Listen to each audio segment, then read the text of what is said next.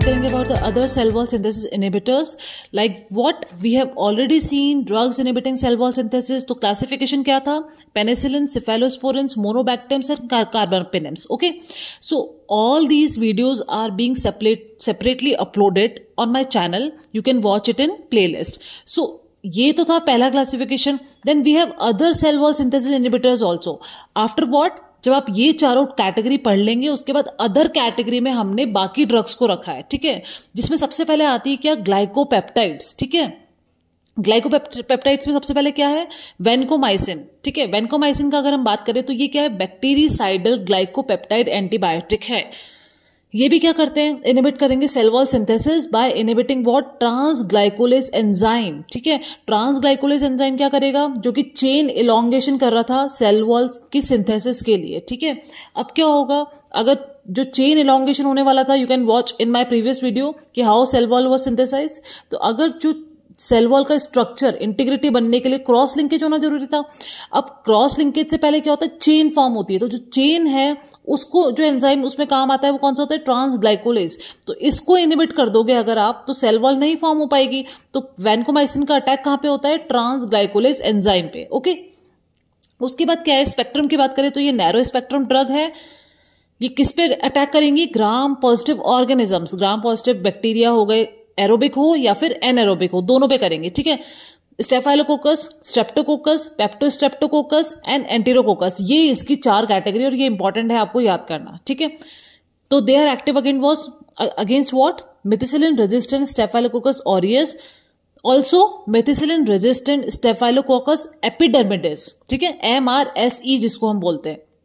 Then penicillin resistant pneumococci, bacillus anthracis, clostridium difficile and Clostridium tetani. ठीक है, so it is a drug of choice for what? Methicillin resistant Staphylococcus aureus, Corynebacterium jejunum and Corynebacterium diphtheria. ठीक है, also serious infection in penicillin allergic patients. ठीक है, अगर penicillin allergy है तो भी उसके लिए ड्रग ऑफ चॉइस वेनकोमाइसिन है. आपने पढ़ा था कि अगर मेथिसिलिन रेजिस्टेंट स्टेफाइलोकोकस ऑरियस है तो उसके लिए क्या ड्रग ऑफ चॉइस है? Vancomycin. This is a very important pre PG MCQ. ठीक है, एंड वाइवा क्वेश्चन ऑल्सो. तो सबसे पहले इंपॉर्टेंट क्या है? ओरली ड्रग अगर हम एडमिनिस्टर करते हैं तो किसके लिए एडमिनिस्टर कर सकते हैं? आप ओरली एडमिनिस्टर कर सकते हैं. It is for what? Treatment of pseudo membranes colitis, PMC, which is caused by Clostridium difficile. ठीक है, उसके लिए आप इस कंडीशन को ट्रीट करने के लिए आप वेनकोमाइसिन को ओरली एडमिनिस्टर कर सकते हैं. Why? Because it is not absorb from GIT और इसका हायर कंसंट्रेशन कहां पर डायरेक्ट अटैक करता है? कहां पर कहां पर रीच करता है? कोलोन में. तो जब GIT में ये ड्रग एब्जॉर्ब ही नहीं हो रही है, डायरेक्ट कोलोन में जा रही है ड्रग, तो that's why you can use this drug in PMC caused by Clostridium difficile. ठीक है, one more thing important to note here is that oral vancomycin is FDA approved, FDA pregnancy category drug B. ठीक है, for pregnancy के लिए ये कौन सी category में drug रखते हैं हम इसको? FDA pregnancy category B. ठीक है, अदरवाइज कौन सी? ओरल वेनकोमाइसिन कैप्सूल्स को. ठीक है, बट जो IV वेनकोमाइसिन है, इंट्रावीनस आप जो वेनकोमाइसिन आप एडमिनिस्टर कर रहे हैं, ठीक है, intravenous is placed in which category? Category C, pregnancy category C. ठीक है, वही oral vancomycin is placed in which category? Category B. ठीक है, और IV किस में है? Category C. This is very important. Okay, now coming to next drug, teicoplanin and ramoplanin. ठीक है, देखो रेमोप्लेनिन क्या है? इसका स्ट्रक्चर एनालॉग है टिकोप्लेनिन का and it has been placed in fast track category by FDA for the approval purpose. ठीक है, तो वी हैव मेन अभी क्लिनिकल यूज में टिकोप्लेनिन ही है.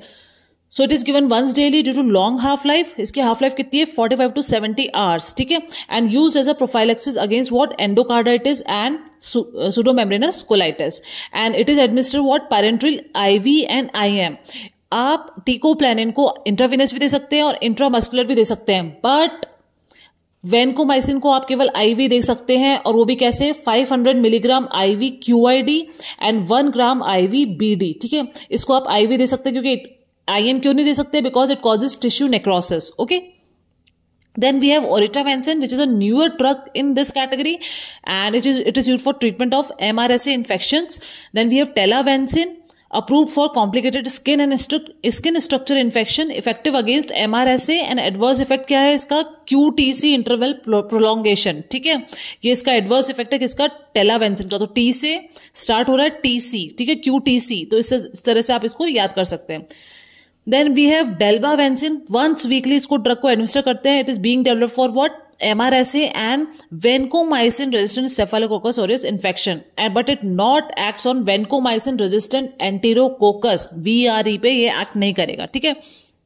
तो अब बात करते हैं हम एडवर्स इफेक्ट्स की, स्पेशली वेंकोमाइसिन. तो वेंकोमाइसिन से रिलेटेड एक बहुत इंपॉर्टेंट एडवर्स इफेक्ट है जिसका नाम क्या है, रेड मैन सिंड्रोम और रेड नेक सिंड्रोम, ठीक है. इसमें होता क्या है, इसमें बेसिकली इरिथ्मेटस रैश हो जाते हैं, कहां पर, face, neck and upper torso, ठीक है. So it is what, diffuse flushing due to histamine release. Red man syndrome, favourite pre PG MCQ, favourite viva question, okay. So this is very important to learn. ये actually इसको adverse effect तो बोला गया है, but ये है किस चीज से रिलेटेड है ये, it is due to rapid IV infusion of high doses of vancomycin, ठीक है. अगर आप आईवी इन्फ्यूज कर रहे हैं वेंकोमाइसिन और आपने रैपिडली इन्फ्यूज कर दिया तो क्या होगा, हाई डोज कर दिया तो क्या होगा, रेडमैन सिंड्रोम, रेडिश हो जाएगा, इरिथ्मेटस रैश पेशेंट के फेस, नेक और अपर टॉर्सो पे आपको देखने को मिलेंगे, ठीक है. बट अगर आप यही स्लोली इन्फ्यूज करें तो आपको ये देखने को नहीं मिलेगा. तो बेसिकली इसको एडवर्स इफेक्ट की कैटेगरी में रखना इज लाइक थोड़ा कॉन्ट्रोवर्शियल. याद कैसे कर सकते हैं आप, RED. तो R से क्या है, रेट डिपेंडेंट है ये, कि अगर रेट इसकी आपने इन्फ्यूजन रेट ज्यादा करी तो ये दिख रहा है, ठीक है. E से क्या है, इरिथमेटस रैश दिख रहे हैं. और D से क्या है, डाइफेनहाइड्रामिन, जो कि क्या है, इसका ट्रीटमेंट है, ठीक है. इस तरह से आप इसको याद कर सकते हैं. It's a most common adverse reaction. Other क्या है, chills, ototoxicity, nephrotoxicity and reversible neutropenia, ठीक है. देखो जहां जहां भी मेरे लेक्चर में न्यूट्रोपीनिया के बारे में आ रहा है तो उसका एक आप नोट कर करके एक अपना अलग से कॉलम बना लीजिए, क्योंकि neutropenia is also pre PG MCQ, okay. Then dose should be decreased in renal failure. अगर किसी पेशेंट को रीनल इंपेयरमेंट है उस कैटेगरी में आपको वेंकोमाइसिन की डोज को कम करना पड़ेगा, ठीक है. रेजिस्टेंस की बात करें तो vancomycin resistance to staphylococcus and enterococci develops because of replacement of terminal alanine by alanine lactate of peptidoglycan pentapeptide, ठीक है. जो पेंटापेप्टाइड स्ट्रक्चर अटैच था, ठीक है, वहां पर क्या होता है, जो एलेनिन था उसका रिप्लेसमेंट हो जाता है एलेनिन लैक्टेट से, ठीक है. जिस वजह से क्या होता है, इसकी डिक्रीज एफिनिटी हो जाती है फॉर ट्रांसग्लाइकोलेज, ठीक है. जो ट्रांसग्लाइकोलेज एंजाइम है बैक्टीरिया में, उसके लिए वेंकोमाइसिन की जो एफिनिटी है वो डिक्रीज हो जाती है, क्योंकि ये जो दो ग्रुप हैं ये किससे रिप्लेस हो गया है, एक एलेनिन लैक्टेट से, ठीक है. दैट्स वाई जो पेंटापेप्टाइड स्ट्रक्चर था, पेंटापेप्टाइड क्या कर रहा था, कनेक्ट कर रहा था एन एसिटिल म्यूरामिक एसिड को, ठीक है. वहां पर क्या हो रहा है, ये रिप्लेसमेंट जो हुआ है इस वजह से क्या है, ट्रांसग्लाइकोलेज एंजाइम के लिए एफिनिटी इसकी कम हो जाती है. This is the reason for its resistance, okay. Now second category हमने अब ग्लाइकोपेप्टाइड्स वी हैव कंप्लीटेड. अब सेकंड कैटेगरी क्या है हमारे पास, फॉस्फोमाइसिन, ठीक है. ये क्या करता है, इनहिबिट करता है cell wall synthesis by inhibiting what, enol pyruvate transferase enzyme, ठीक है. ये भी एक एंजाइम था सेल वॉल सिंथेसिस के जो कैस्केड था उसमें, ठीक है. तो ये इनहिबिट किसको करेगा, इनोल पायरोवेट ट्रांसफरेज को. ड्रग ऑफ चॉइस किसका है, ये uncomplicated urinary tract infection and adverse effect क्या है इसका, diarrhoea. Then we have bacitracin, ठीक है. ये क्या है, पॉलीपेप्टाइड एंटीबायोटिक है, derive from what, bacillus subtilis and does not contain beta lactam ring. अब देखो ये जो कैटेगरी थी क्या बोला था मैंने, अदर सेल वॉल सिंथेसिस, मतलब इनमें कुछ ना कुछ डिफरेंट है. दैट्स वाई हमने इसको मेन कैटेगरी में नहीं पढ़ा है, ठीक है. तो इसमें क्या होता है, अब बीटा लैक्टम रिंग किसमें नहीं है, कौन सी ऐसी सेल वॉल सिंथेसिस है, ये क्वेश्चन बन सकता है, ठीक है. तो किसमें नहीं है बीटा लैक्टम रिंग, वो है क्या बोलोगे, बीटा नहीं है, बेसिट्रेसिन, बी से स्टार्ट हो रहा है, ठीक है. सो बट ये इनहिबिट करेगा सेल वॉल सिंथेसिस को, ठीक है. Selectively active against gram positive bacteria, ठीक है. और gram negative are also resistant, ठीक है. ग्राम पॉजिटिव बैक्टीरिया के अगेंस्ट ये एक्ट कर रहा है, लेकिन ग्राम नेगेटिव बैक्टीरिया क्या है, रेजिस्टेंट है, except what, neisseria and haemophilus influenzae, ठीक है. And this is only, or you can say indicated for what, topical use only. Adverse effect क्या है इसका, marked nephrotoxicity, ठीक है. And bezitracin is also orally given to treat what, pseudomembranous colitis caused by Clostridium difficile. जैसे हमने vancomycin को orally दिया था, वैसे bezitracin को भी आप orally दे सकते हैं. Now coming to next drug which is cycloserine. ये भी क्या कर रही है, सेल वॉल सिंथेसिस को इनहिबिट कर रही है। ये सेकेंड लाइन ड्रग है, it is among the second line drug for the treatment of TB, ठीक है। ट्यूबरक्लोसिस को ट्रीट करने के लिए सेकेंड लाइन ड्रग जो हमारे पास है वो कौन सी है, साइक्लोसिडिन, ठीक है। एडवर्स इफेक्ट क्या है, इसको आप ओरली भी दे सकते हैं। एडवर्स इफेक्ट क्या है, न्यूरोटॉक्सिक इफेक्ट्स है like tremors and seizures and neuropsychiatric symptoms also आपको देखने को मिल सकते हैं, ठीक है। Then last we have daptomycin which is newer lipoglycopeptide antibacterial drug, ठीक है।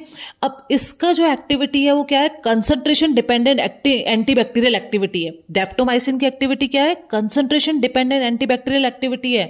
और वेनकोमाइसिन की क्या थी, टाइम डिपेंडेंट एंटीबैक्टीरियल एक्टिविटी। ये दो चीजें प्लीज आप नोट कर लीजिए, ठीक है। It can be pre PG MCQ और you can say theory also, if you write it you will get good marks, okay. Intravenous treatment of complicated resistance gram positive infections of skin and soft tissue। Basically देखो daptomycin का use किसमें है, जो भी ग्राम positive bacteria की वजह से जो भी इन्फेक्शंस है किसके, स्किन और सॉफ्ट टिश्यूज के हैं, ठीक है, which is caused by organism like methicillin resistant staphylococcus aureus and vancomycin resistant enterococcus, ठीक है, as an alternative to what, linezolid and quinpristin और delphopristin। तो उसमें आप यूज कर सकते हैं डेप्टोमाइसिन, किस केस में, स्किन और सॉफ्ट टिश्यूज रिलेटेड इन्फेक्शंस में, ठीक है। It is a useful alternative to what, vancomycin. Vancomycin का बहुत अच्छा ऑल्टरनेटिव है अपने हमारे पास daptomycin, but it is can't be use to treat pneumonia as it is inactivated by what, pulmonary surfactant. This is a very important point I have written in highlighted mode because क्योंकि इसको आप pneumonia treatment करने के लिए use नहीं कर सकते हैं डेप्टोमाइसिन को। क्यों, क्योंकि जो पल्मोनरी सर्फेक्टेंट होता है हमारी बॉडी में, ठीक है, हमारे लंग्स में, वहां पर क्या होगा, उस पल्मोनरी सर्फेक्टेंट से ये जो ड्रग है ये क्या हो जाती है, इनएक्टिवेट हो जाती है। दैट्स वाई निमोनिया में यूज नहीं कर सकते हैं। बाकी ये ऑल्टरनेटिव बहुत अच्छा है फॉर व्हाट, वेनकोमाइसिन, ठीक है। Also these drug should be used जब कोई ड्रग काम नहीं कर रही है तभी आप इनको यूज करना है, वरना क्या होगा, ये एंटीबायोटिक्स भी क्या होगा, फिर हमारी जो भी डिजीज है पेशेंट्स में वो भी क्या हो जाएंगे, उसके लिए रेजिस्टेंस डेवलप हो जाएगा धीरे धीरे, ठीक है। And as you all know, we are left with so few antibiotics because majority of the antibiotics के प्रति क्या हो गया, resistance develop हो चुका है, okay? So this we have completed our cell wall synthesis inhibitors. Now we will start our next topic in the next video. Till then, watch all the video and thank you for watching. Like, share and subscribe.